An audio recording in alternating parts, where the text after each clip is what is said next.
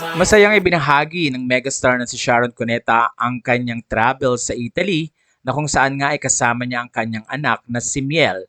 Maraming mga lugar ang pinuntahan ni Sharon sa nasabing bansa at ilan ding mga photos ang kanyang ibinabahagi. Ayon kay Sharon, nagpunta siya sa Amalfi. Nakapag-comment naman dito si Gary Valenciano at sinabing ito ang kanyang paboritong lugar. Amalfi, one of my most favorite places on the planet. Pero maraming mga netizen ang natuwa at talaga namang nagulat dahil kasalukuyang naka-check-in ang megastar na si Sharon Cuneta sa isang luxury hotel sa Positano, Italy. At ito nga ang Il San Pietro di Positano Hotel na kung saan ay perfect at fit sa Queen ang nasabing lugar. View pa lang ng nasabing hotel ay talaga namang mesmerizing at nakaka-relax at ipinakita rin ni Mega ang kanyang suite na talaga namang namangha ang mga fans sa sobrang ganda at linis ng lugar. Bagay na bagay ang bed para kay Mega na ayon sa mga fans ay afford ni megastar Sharon Cuneta.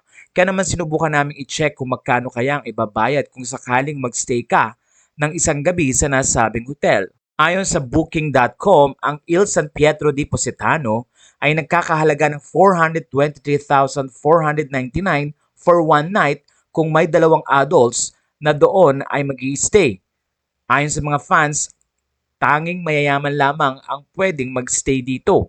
Matatandaang sa Instagram ng Il San Pietro di Positano ay nasa top 8 hotels sila. Narito ang sinabi sa post ng nasabing hotel. We are thrilled and honored to be one of just 8 hotels in Italy that have received the 3 Michelin Keys, the highest recognition from the prestigious Michelin Guide, awarded for the ultimate in comfort, service design, and individuality. To us, this award is recognition of the 3 generations of family and staff who have given their best over 54 years to make the San Pietro what it is today. It is also a testament to the many guests throughout its history who have loved the hotel like their second home. Thank you to everyone. Sa puntong ito ay ayon sa mga netizen, bagay na bagay nga ang place na ito kay Sharon Cuneta na halos kalahating century na ang edad. Natutuwa naman sila dahil sa kabila ng tila stress na pinagdaanan ni megastar Sharon Cuneta ay makakabawi ito at makakapag-recuperate nga dahil na rin sa kanyang European na bakasyon. Mukhang mag-i-stay muna ng Italy si Sharon Cuneta at doon nga ibabahagi niya paunti-unti sa mga fans ang nasabing travel. Masaya din si Sharon Cuneta dahil nakasama niya ang kanyang anak na si Miel Pangilinan. Matatanda ang naikwento ni Sharon Cuneta na isa sa mga purpose ng nasabing travel ay upang makipag-bonding sa kanyang bunsong anak na babae na si Miel Pangilinan.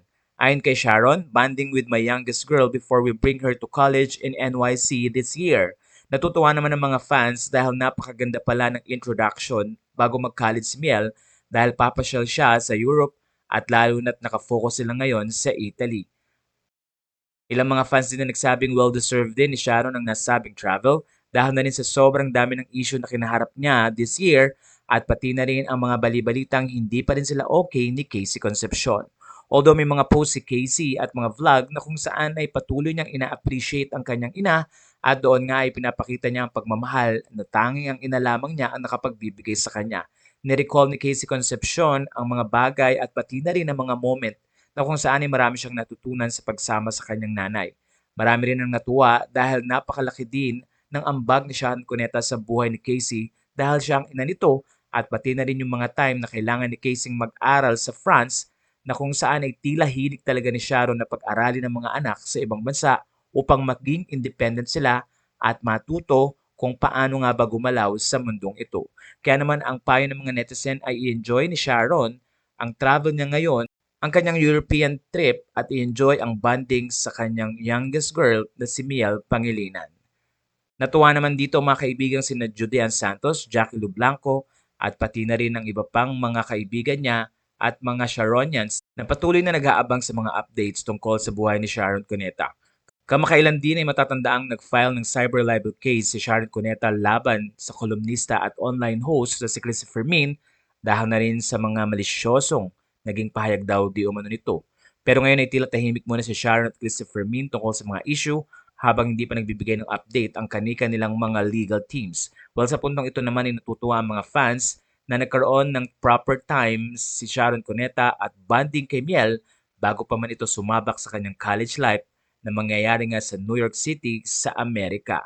Ayon sa mga fans, excited din sila sa mga magiging projects ni Sharon Cuneta ngayong year dahil ina-expect nila na may mga movies itong gagawin at hindi lang movies kundi mga concert na kung saan ay namimiss nila na mag-perform ito sa stage. Umaasa din ng mga fans na maigiging maayos ang relasyon muli ni Sharon Cuneta sa kanyang dating asawa na si Gabby Concepcion na kung saan ay very effective at very supported ng mga netizen ang successful show nila sa SM Mall of Asia na nangyari noong October 2023.